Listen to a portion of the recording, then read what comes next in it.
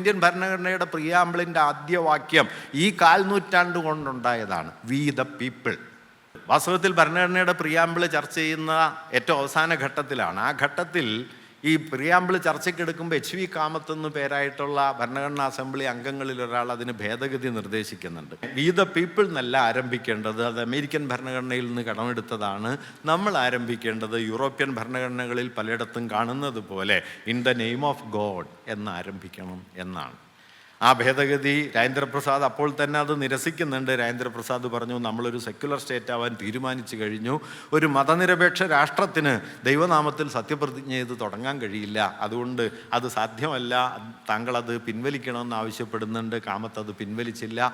പൂർണിമ ബാനർജി എന്ന് പറയുന്ന ബംഗാളിൽ നിന്നുള്ള കോൺസ്റ്റിറ്റ്യൂവൻ്റ് അസംബ്ലി അംഗം, അവർ കൗതുകമുള്ള ഒരു നിർദ്ദേശം കൂടി വെച്ച് അവർ പറഞ്ഞത്, താങ്കൾ ദയവായിട്ട് ഇത് പിൻവലിക്കണം, അല്ലെങ്കിൽ ദൈവത്തെ ഒട്ടിനിടേണ്ടി വരും. ദൈവം വേണോ വേണ്ടെന്നാണല്ലോ.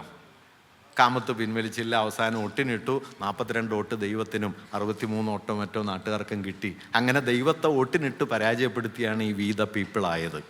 ദൈവത്തെ പോലും പരാജയപ്പെടുത്തി ഉണ്ടാക്കിയ വി ദ പീപ്പിളാണ്.